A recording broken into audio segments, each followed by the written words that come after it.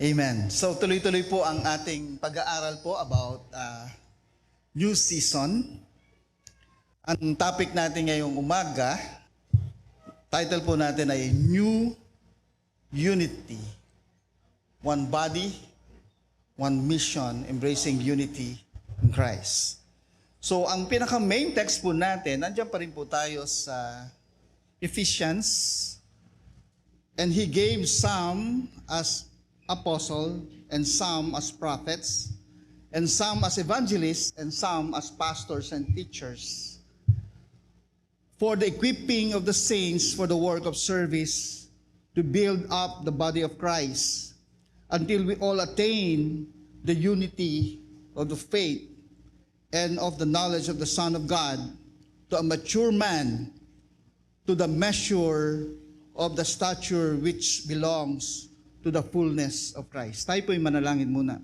Ama namin sa langit, kami po ay nagpapasalamat sa umagang ito na patuloy kayo, Panginoon Diyos, na maging mangungusap sa amin, Panginoon.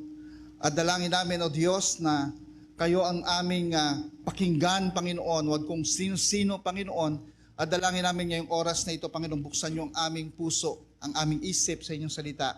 Mangusap po kayo, Panginoon. Narito po kami, handa po kami sumunod sa inyo. Maraming salamat po. Sa ngalan ni Jesus kami po'y dumadalangin. Amen. Amen. Hallelujah. Praise the Lord. So, itong prayer and fasting, yung mga nag-participate, yung mga nag-attend, I know, mga kapatid, marami tayong natutunan. Amen ba? Yung mga Bible character na pinagtuunan natin ng pansin for the past 6 days, pinakita doon na ang mga ginagamit ng Diyos ay walang perpekto.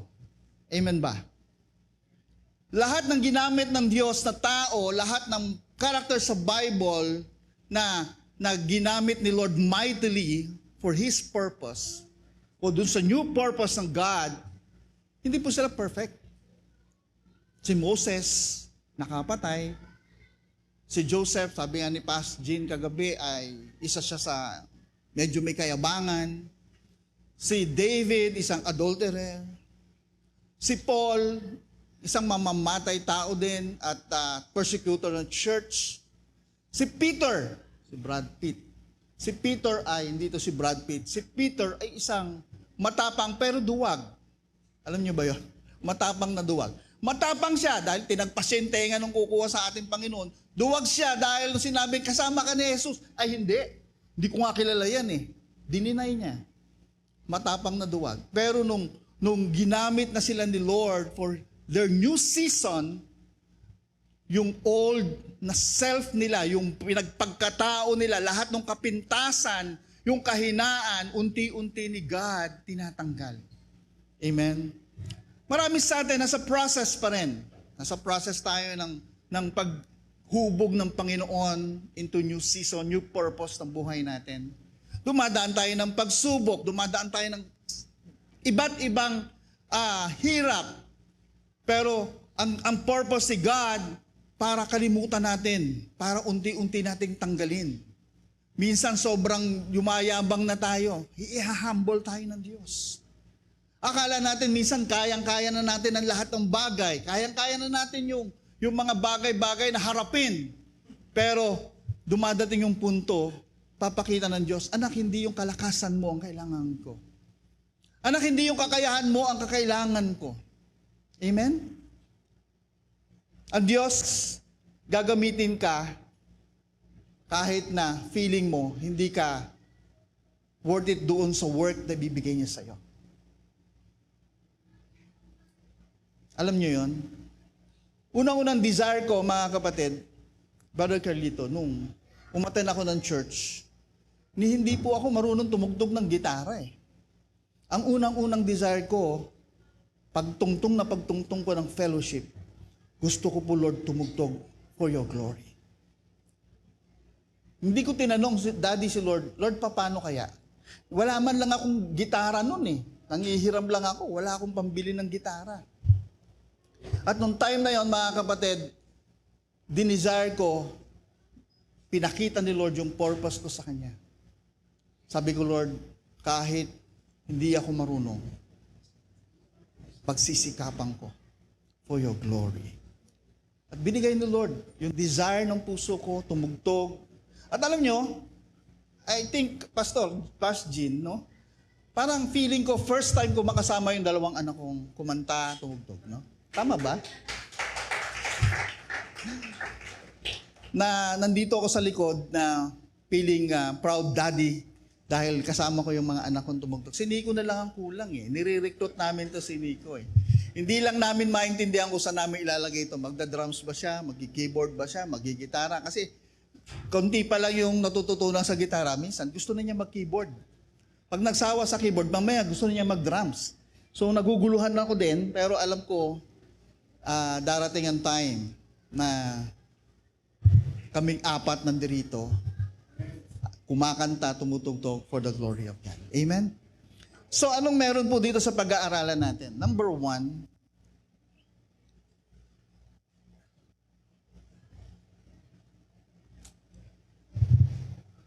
the divine design. Main idea pala muna tayo. Christ has provided church leaders to equip believers for service, resulting to building up the church towards unity in faith, maturity, and the fullness of Christ. Marami tayong talento, marami tayong kayang gawin for the Lord. Pero minsan, may pinagagawa ang Diyos sa atin na kailangan lang natin makinig at sumunod. Hindi yung gusto natin na masusunod. So ano bang meron tayo mga kapatid?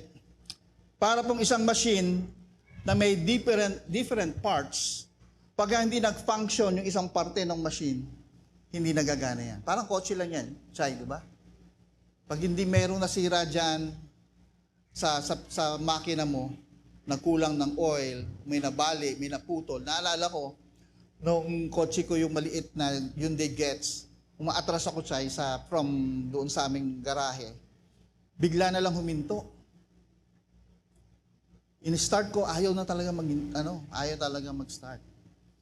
Sabi ko, ano kaya nangyari? During pandemic.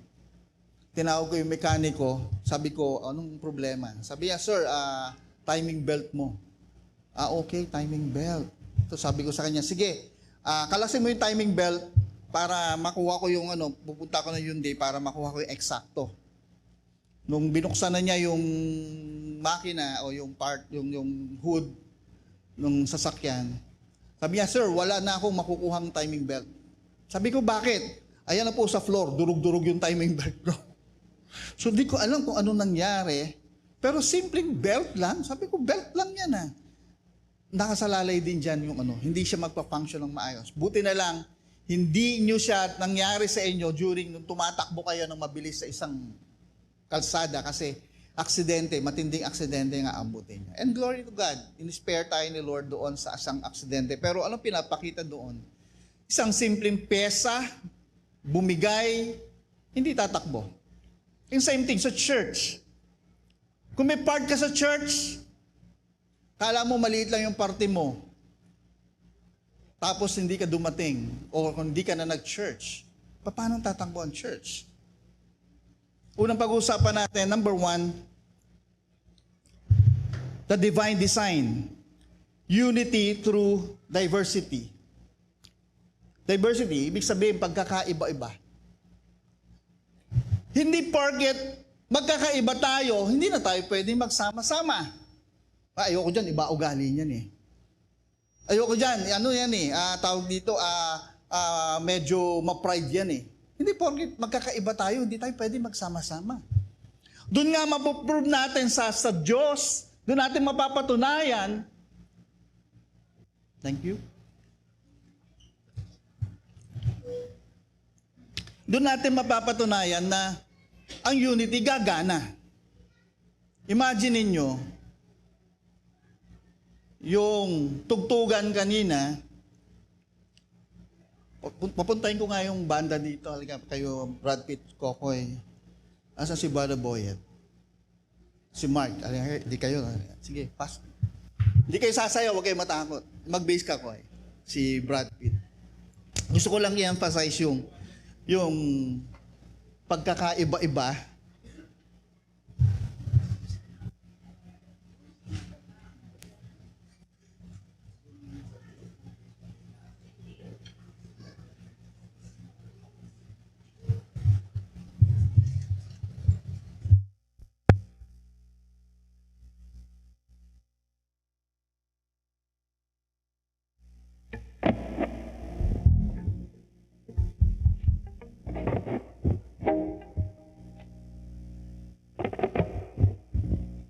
Okay, handa na ba kayo sa aking kanta? Eugene, parang gusto mong umalis din sa kinuupuan mo. Anong gagawin nito? Sige. Gusto kong pakinggan nyo, yung kanta kanina na joyful song, gagawin nila ng pare-pareho yung ginagawa. Pakinggan nyo kung ano mangyayari. Sige, Mark.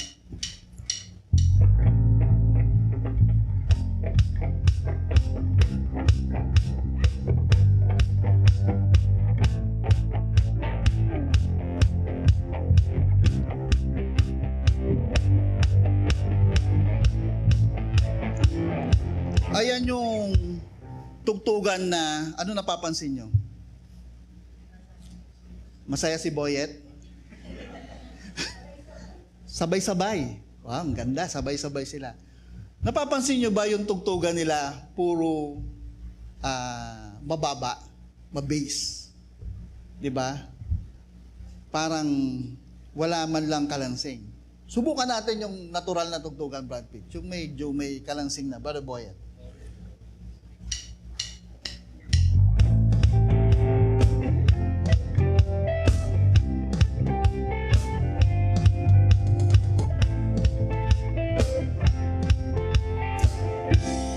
Napapansin na kayo.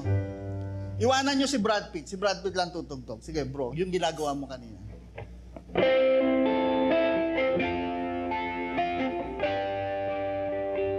Nag-enjoy ka ba, Len, pakinggan? Medyo, hindi masyado. Nahiya ka lang ata kay Brad Pitt eh. So, ano meron dito mga kapatid sa banda?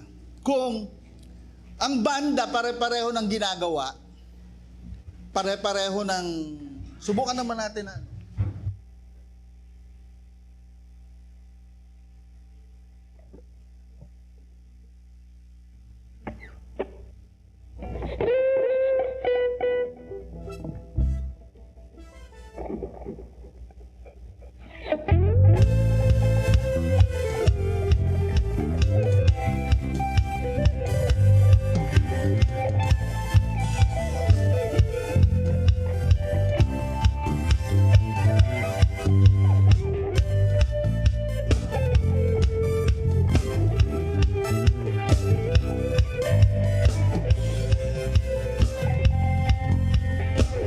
Ayan na.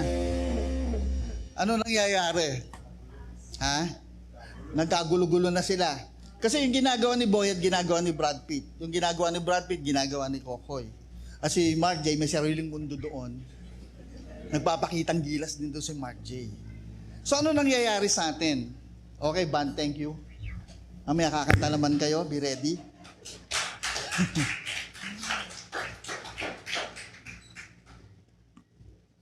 Natuwa sila sa ginawa nyo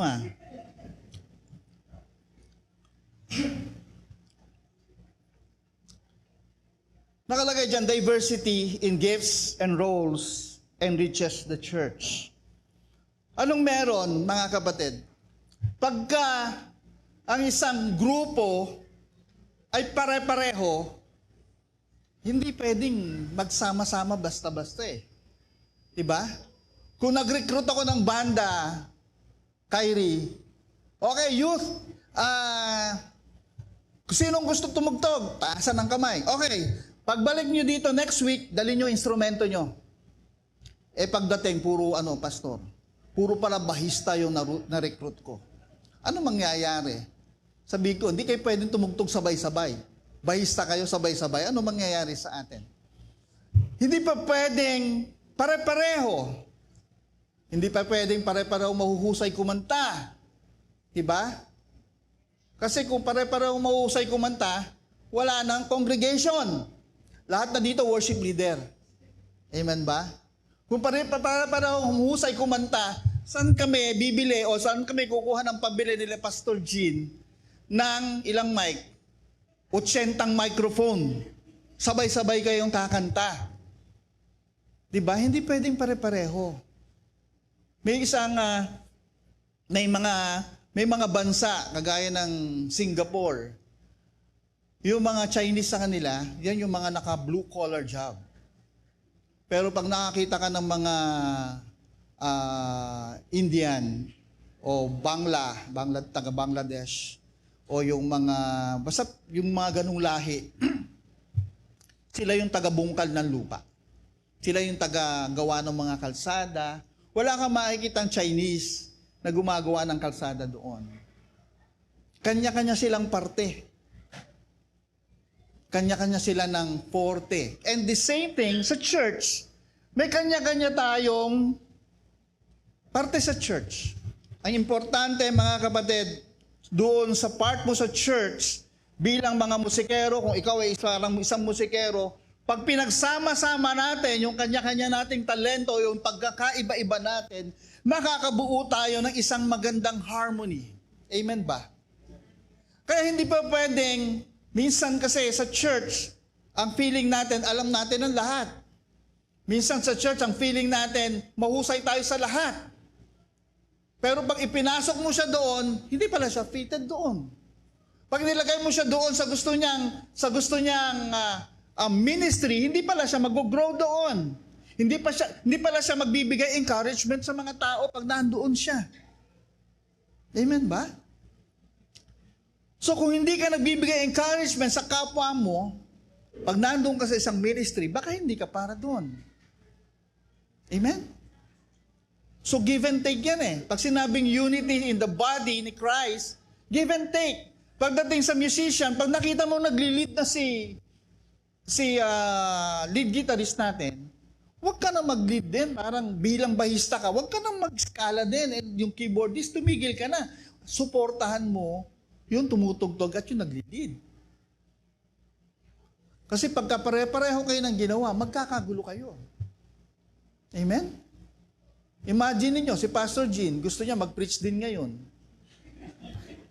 At dumating si Pastor RJ, asan na yung mic ko? Magpi-preach din ako, sabay-sabay kami. Sino maintindihan nyo? Di ba? Kahit pare-pareho. Sabi nga ni Pastor Jean, pare-pareho tayo ng synchronize tayo dapat. Pagdating kung ano yung topic natin dito sa umaga, sa main, yun din ang topic dyan sa south. At kung saan kung may Muntalban, yun din ang topic sa Muntalban.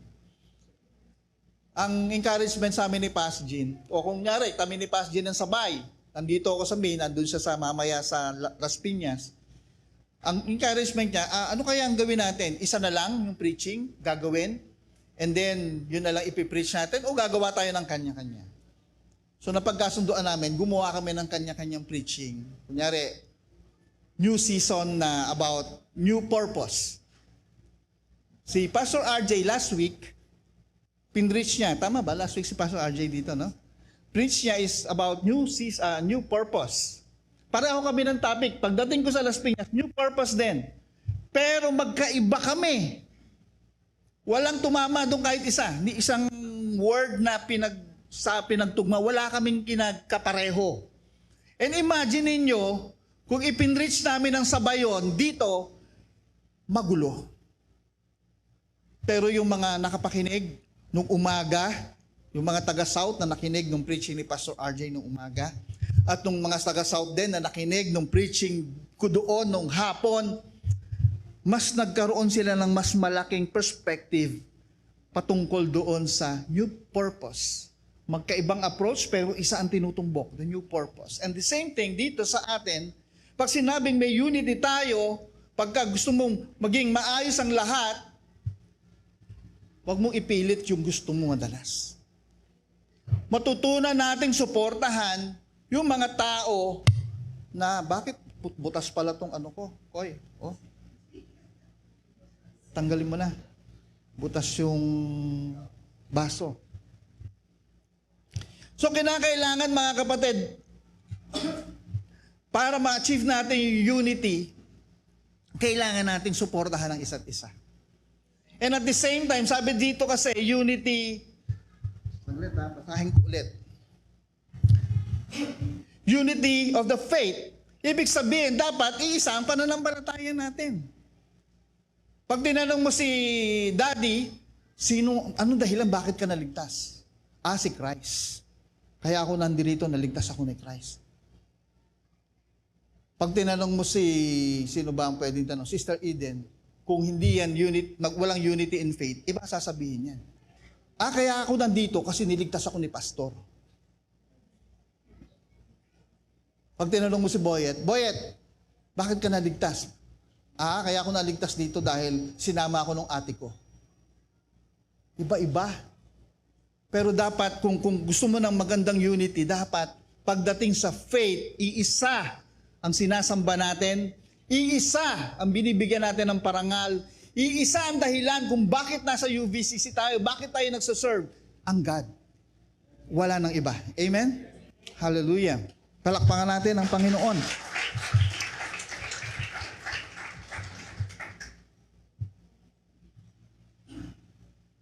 Number two.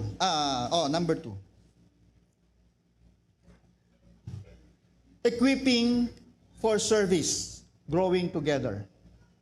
Equipping the saints, leaders in the church are not just authority figures. They are equippers. Their role is to prepare believers for service, helping them to discover and use their spiritual gifts. Kaya yung ating mission is to share the gospel to the unsaved and lead them to produce followers of Jesus using their gifts in order to serve all for the glory of God. So yung ating mission pumapasok dito sa gusto nating mangyari. Pagkatapos mo i-share yung gospel sa mga tao, kailangan mo dalhin sila sa church. Pagkatapos mo sila madala sa church, kailangan makapag-serve sila using their gifts. Kailangan as leader, as pastors, kailangan ina-usher natin sila kung saan sila mag-fit sa church, kung anong ministry, paano sila makakapag-serve. Ang goal natin parate, mga kapatid, sa isang tao, sa isang kaluluwa na lumalapit sa Diyos, later on, makapag-serve din siya kay God. Sa anumang paraan, kailangan makapag-serve siya sa Diyos. Amen ba? Imagine ninyo, ang isang basketball team, ano yung mga position dyan? May sentro, meron diyang forward, small forward, power forward, guard, shooting guard. Tama ba? Lima lang sila. So imaginein mo, ako nung naglalaro ako minsan ng PSP lang o PS4. Pagka may mga doon pwede kang mag-create ng players mo Nung minsan ginawa ko doon sa PSP, kinreate ko mga players, siguro kailangan ka ako matatangkad lahat. Kinreate ko mga players, mga 7-footer lahat.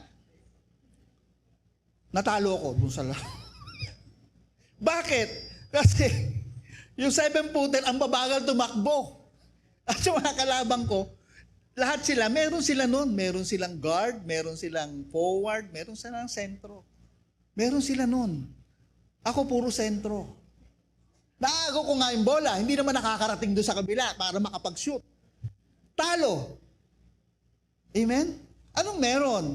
Kailangan, pagdating sa equipping, kung power forward ka, dapat, alam mo yung position mo at alam mo kung anong gagawin mo.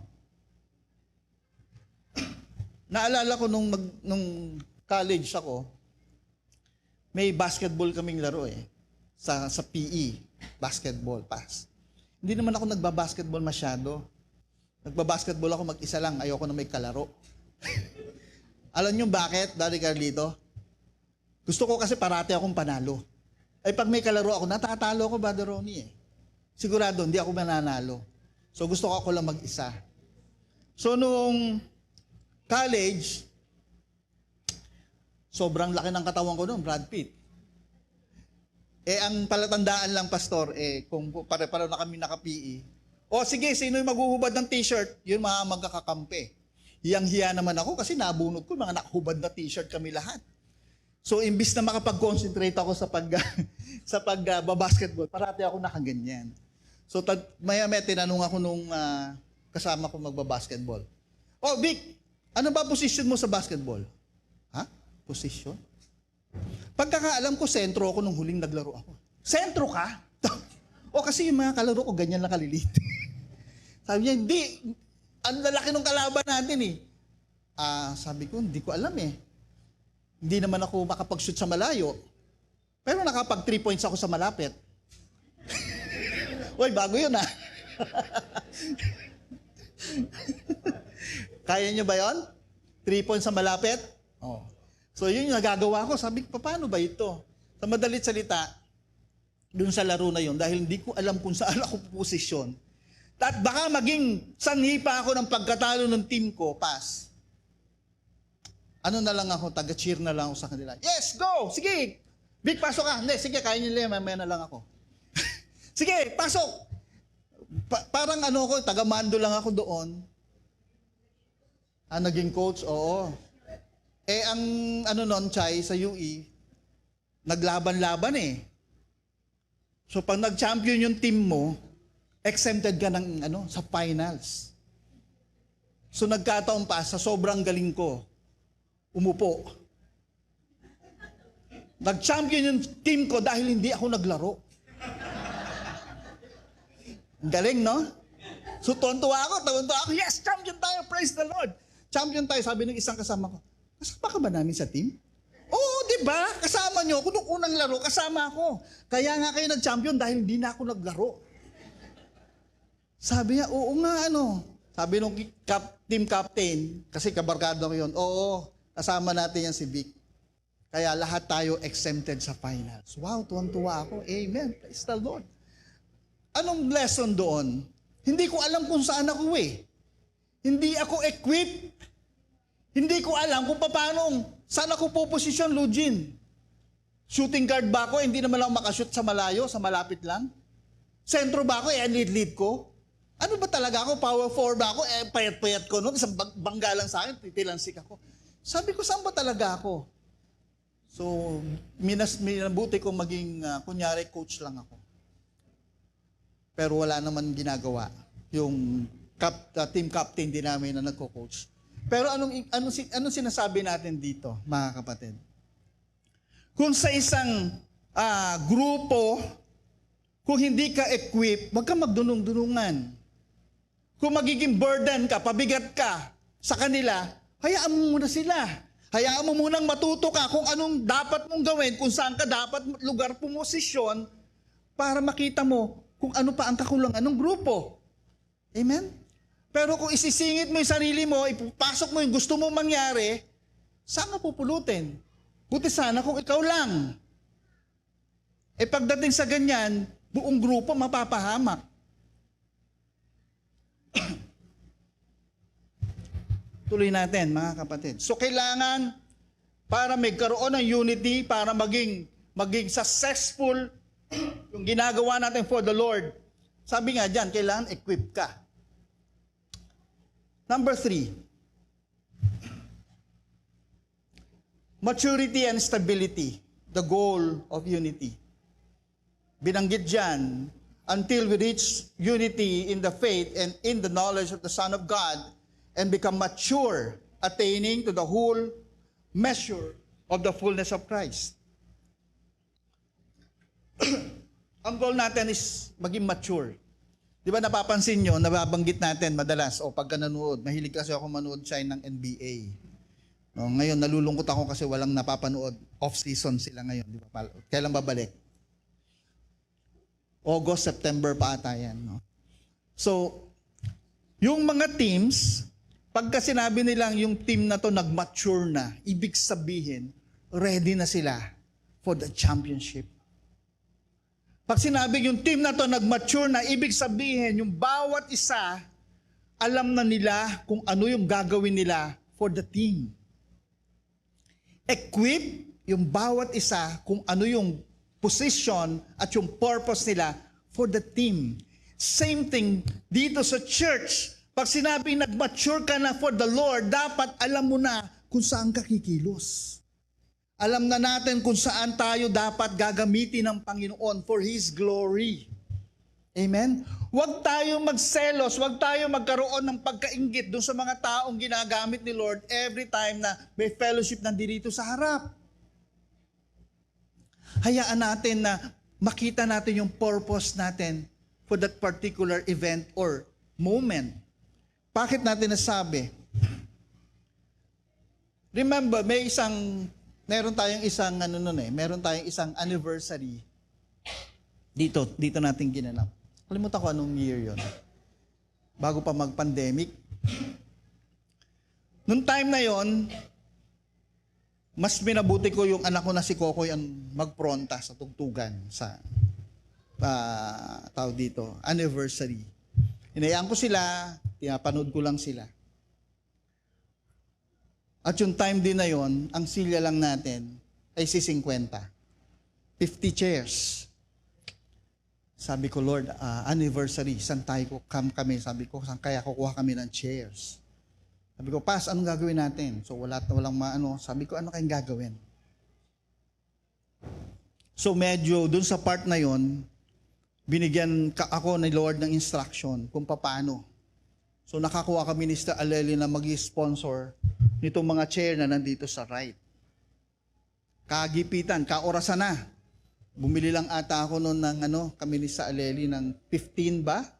15. Nung na-set up na, sabi sa Aleli, kulang pa. At nung time na yun, bumabagyo, Daddy, paano kaya to? Tinawagan ko si Mark. Mark, kailangan ko ng ang hirap magbuhat ng chair, pamula sa baba, papaakyat eh. Kailangan ko ng reinforcement. Pwede ba akong tulungan mo ako? So, bibili ulit tayo ng chair. Punta kami ng Ali Mall, bili ulit kami ng chair. Buhat kami ni Mark. Kulang pa rin. Sabi ko, Mark, meron pa dito sa may arayat ng mga chairs tayo. Puntahan natin. At nung time na yan, Sir Evelyn, sobrang lakas ng ulan. So, basang-basa kami ni Mark. Humuhulas kami. Pagdating sa kotse, talagang basang-basa, pati upuan. In-arrange namin yung mga chairs. Maayos siya. At very satisfying. Hay, buti na lang. Sabi ko, may sponsor at nakabili tayo ng chairs para sa mga darating na tao. At nung time na yon, mga kapatid, praise the Lord, palakpakan natin ang Panginoon. Yung time na yon, mga kapatid, nakita ko yung sarili ko na hindi ako tatayo para tumugtog. Kundi gagawa ako nung pinagagawa ni Lord sa akin. At hindi ko pa ginawa yon ni minsan. Maghakot ng silya at mag-arrange ng basang-basa sa ulan. Parang gusto ko nang kumanta, heto ako, basang-basa sa ulan. Si Shai. So, yung time na yun, mga kapatid, nakita ko yung purpose namin ni Mark. Si Mark hindi rin tumugtog that time. Alam namin na hindi kami parating kailangan nandito sa harap para makapag-minister. Pwede rin kami behind the scene. Amen? Pwede rin kami tumanggap ng humble duty. Amen? At napakasaya ko nun. Sabi ko, praise the Lord. Naramdaman ko yung ganitong ministry. So, pwede ka naman maging flexible eh. So, itong sinasabi natin dito, mga kapatid, anong ibig natin sabihin? Kung talagang mature ka na for the Lord, mature ka na for the ministry, hindi ka, kung ano yung pinagagalawan sa'yo ng Lord, hindi ka tututol eh. Mas mababa yan. Sasabihin mo kay Lord, Lord, mas mababa naman yung ministry binigay mo sa akin, pagalinis lang ng CR. Eh ano?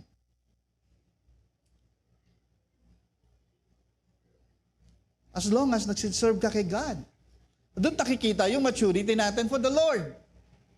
Mature ka na ba talaga sa ministry mo? Tanggalin ka dyan. Ilagay ka sa ministry hindi ka nakikita. Lagay ka sa ministry na yung husay mo hindi masyadong na-appreciate.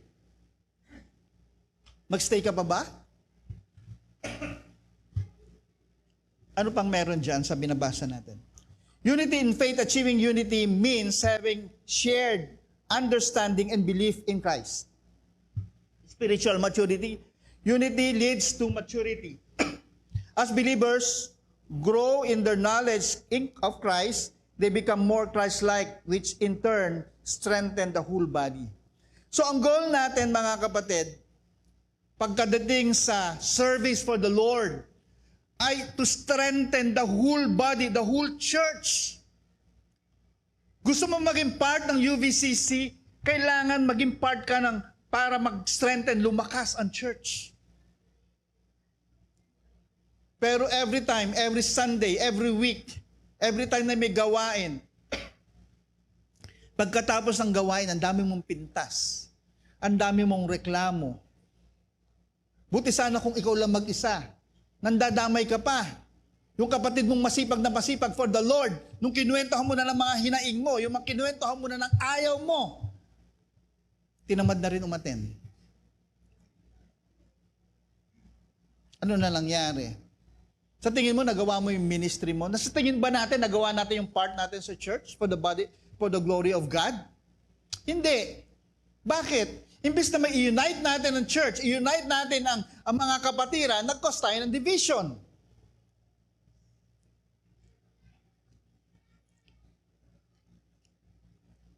Ay, ayan na, nag-cause na ng baha. Ubus na. Hindi to butas. May butas dito sa ibabaw, kanina sa ilalim.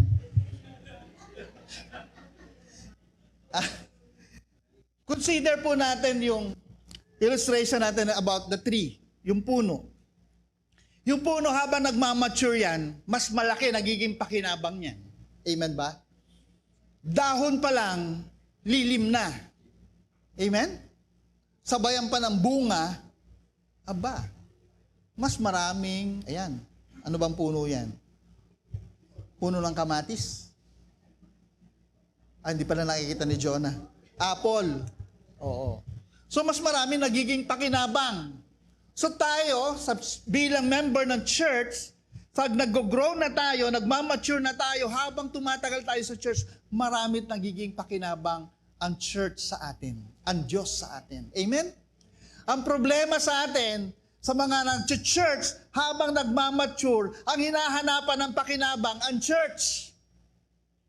Amen ba? Walang makasagot. Aray. Ganun. Aray ko.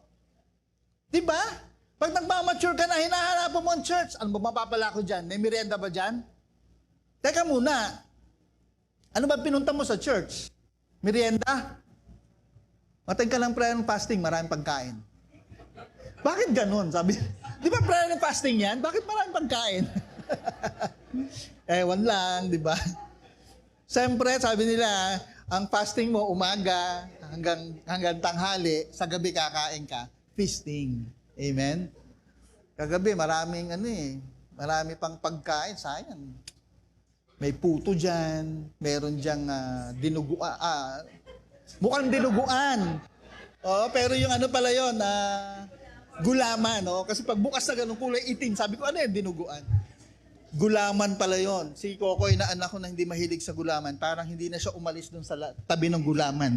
Panay ang sali niya, panay ang inom niya ng gulaman kagabi. So nagpakalunod siya sa gulaman, meron pa kaming pabaon na puto, ayan. So, alam niyo yon mga kapatid? So pagka nagmamature ka for the Lord o sa simbahan, sa church na kinabibilangan mo, mas marami ka ng pakinabang. Amen ba? Amen?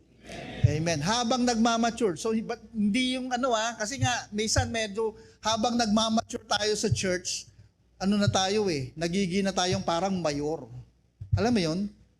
Para ka na sa kulungan, pag mas matagal ka nakakulong, mayor ka na. Paano ibig sabihin, pag mayor na, hindi ka na humahawak, panay na utos mo. Pakipunasan nga ito. Wala bang dyan? Walang pwedeng gumamit ng map dyan? Pakipunasan mo nga. Diba? Bakit wala tayong kape? Sino ba naka-assign dyan sa kape na yan? Walang tubig. Ayan. So, panay yung mando mo na. And pag nagmamature ka for the Lord, dapat, kung nakita mong may basa dyan, sige, mamapin ko to mamaya, promise. Sabi ka na. Pag may nakita kang kalat dyan, huwag ka nang walis. Huwag ka nang magantay na may iba pang gagawa para sa iyo. Diba? Sabi mo, di naman ako nagkalat dyan, siya yun eh. Kahit na. Pakita mo yung example mo, ikaw yung mature eh. Diba? So ano pang meron dito sa atin? Number 4. Living out unity, practical application. Humility and gentleness. Unity requires humility and gentleness. It means valuing others and seeking to understand and support them. Bibigyan mo ng halaga, papahalagahan mo yung tao sa paligid mo. Papahalagahan mo yung kanyang sinasabi. Bago mo isipin yung sarili mo, isipin mo na siya. Amen? Ganun ang nangyari dun sa pastor nung Friday. Sa kakaisip niya sa tao, kakaisip niya dun sa mga tao para kumain. Nung siya ang kakain na, kakapiranggot na lang yung nakain. Kakapiranggot na lang yung nakain niya. Kasi nagmamature. Pastor RJ yun eh. Binilulgar ko na, Pastor RJ, peace. Sabi niya, bro, bakit kasi hindi ka na kumain? Hinayaan ko muna sila, baka hindi pa sila nakakakain. Sabi namin ni Aleli, alam mo ba, hindi pa nakakakain na, pangatlong balik na nila yan. Ganun ba? Yun na lang tuloy, sabi niya, ito na lang sauce na to ang dadalhin ko. Magpiprito na lang ako ng manok sa bahay para matikman ko naman. Ganun pag nagmamature na eh. Pero alam niyo mga kapatid Pastor RJ, peace ulit. Nung panahon namin, ganito kami, kabataan namin, ganito. Nako, hindi papahuli kami. Kaya nga minsan napunta kami doon, guest sa isang church namin sa Makati. Tutugtog kami sa piyesta eh. Alam mo, pati piyesta pinapatos namin doon. Hindi, sabi, Christian kasi yung barangay captain. Gusto niya mag-praise and worship. So, Makati, piyesta, wala kaming bayad doon, pagkain lang. So, tutugtog kami. Bago mag-set doon, Lugin, may mga pagkain. Nung pagkapanahon na namin ni Pastor RJ, pagka nagbukas pag may ininit doon sa oven, Jen, di ba ang oven pagka tapos na, ting, tumutunog. Pagka tumunog na yon, ting, sabay-sabay kami tumilingon. Alam mo na, unahan na yan. Kaya tuloy sabi sa amin nung Sister Evelyn, nung isang worship leader doon, ibang klase din kayong banda eh. Sabi ko na, bakit bro? Yung mga iba, sinasabi na, "Ati kayo, kumain kayo, huwag kayong mahiya." Kayo hindi eh. Sabi ko, ano dapat? Sabi niya, halina kayo, kumain kayo, mga walang hiya. Paano? Every time may kinakain pa kami, pag tumunog yung toaster, puntahan na naman kami agad doon. And a sign yun ng pagiging immature. As Christian, bago pa lang kami. Pero ngayon, nauubusan na kami. Amen? Gaya nung, peace ulit, Pastor RJ, gaya nung nangyari nung Friday. Naubusan si Pastor RJ. Kakapiranggot na manok lang yung, parang pantinga lang yung manok na punta sa kanya. Pero kasi gusto niya, unahin muna ang lahat bago siya. Makakain muna kayo. Makita ko lang kayong busog. Gutom pa rin ako. So, sabi namin ko sa RJ. So, kaya si Pas ay talagang masayang-masaya siya nung Biyernes dahil na-appreciate niya yung handa nila doon sa South. In conclusion, mga kapatid, ano ba nilagay ng conclusion dyan? May Tagalog ako, may English. Next. Unity in the body of Christ is not just an ideal, but a practical reality.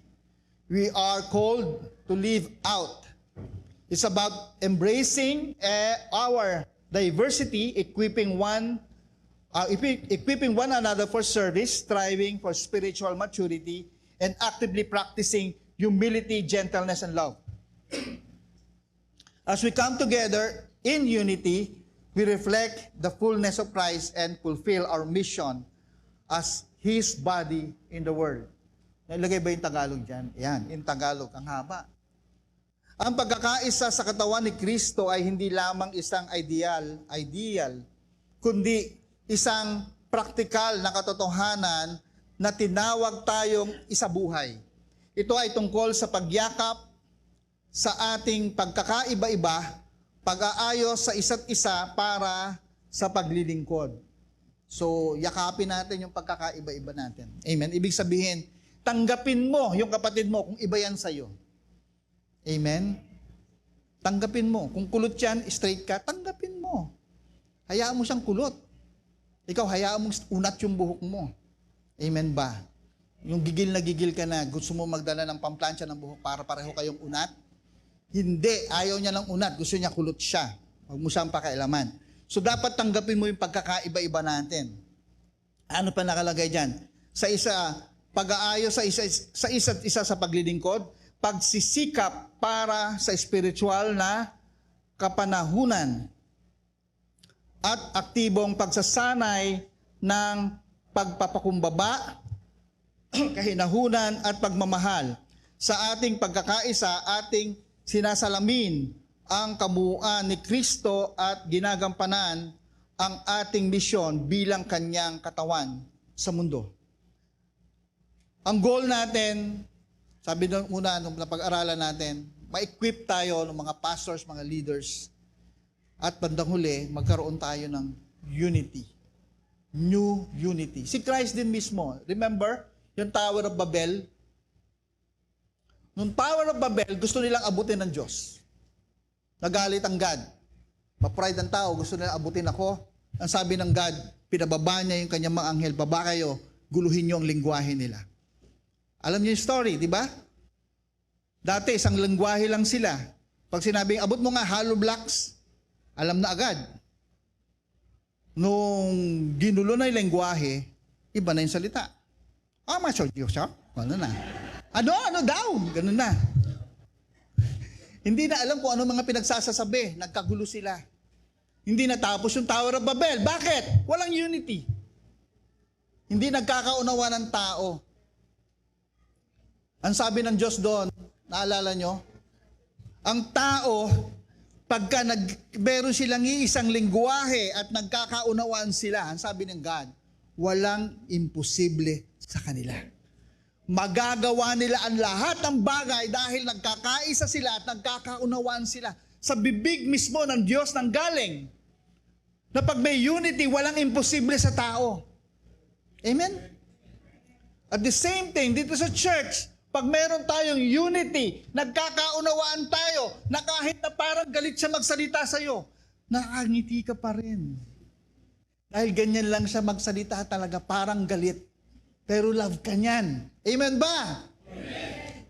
So kahit ganun ang pangyayari, love mo pa rin ang isa't isa, love pa rin natin ang isa't isa, meron tayong unity. At ang sabi ng Diyos sa atin, UVCC, walang imposible sa inyo dahil may Diyos tayong tinatawagan at tayo ay nagkakaisa. Amen?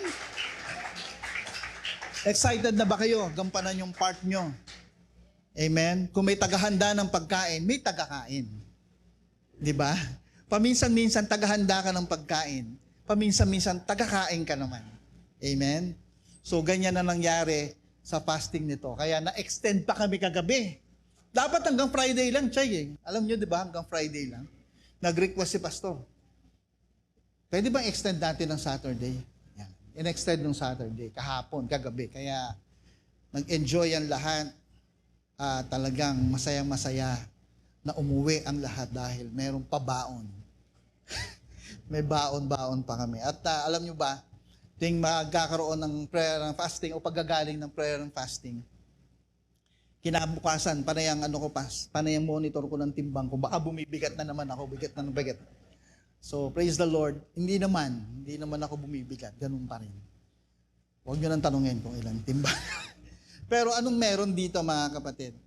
Sa gagawin natin, sa pinagagawa ni Lord sa atin, pag natapos natin itong series na to, makikita natin yung new season sa buhay natin. At I know, ando na tayo, papunta tayo sa maturity. Amen ba? Praise the Lord. Tayo manalangin. Hallelujah. Maraming salamat, Panginoon. Sa umagang ito, Panginoon Diyos, pinakita niyo sa amin yung power ng unity.